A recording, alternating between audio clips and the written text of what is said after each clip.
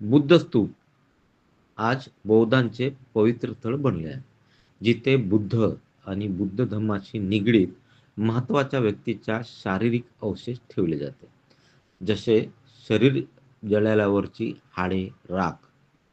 आज आपण ज्याला स्तूप म्हणतो, त्या स्तूपाला तथागतांचा जन्म व्हायच्या आधी दफनभूमी म्हटल्या जायचे. खरं तर ही बुद्धकालीन किंवा सम्राट अशोककालीन रचना नाही.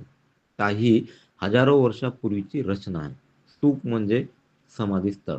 आपल्या पूर्वजांची ही देण आहे. त्या काळात गोलाकार आकारात दगडावर दगड रचून ही समाधी केल्या जायची. तिथे मृत्यू पावलेल्या व्यक्तीचा देह, त्यांच्या अस्थी, राख, आवडत्या वस्तू ठेवल्या जायच्या. ही दगडी रचना येणाऱ्या पिढीने त्यात काही बदल करून पुढे चालवली.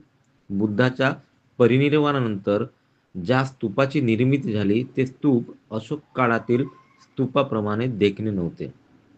गोलाकार आकारातील माती आणि दगडाचा ढीग त्याला आपण म्हणू. सम्राट अशोकाने याला देखणे रूप मिळवून दिले. सम्राट अशोकानंतरच्या बौद्ध राजांनी यात अधिक सुधारणा करीत त्याला अधिक देखणे रूप बहाल केले.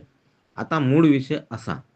घोडपिंपरी तालुक्यातील डोंगरगाव या गावाला लागून असलेल्या डोंगरावर राक्षस ओटा असल्याची माहिती मला मिळाली. हा ओटा बघण्यासाठी जेव्हा मी डोंगर सर केला, तेव्हा त्या ओठाला बघून प्रथमदर्शी मला वाटलं, हा फारच प्राचीन बुद्धस्तूप असावा. माध्यमांशी बोलताना मी बुद्धस्तूप असल्याचे बोललो. मात्र तो राक्षस ओटा अश्मयुगीन काळातील समाधी होती.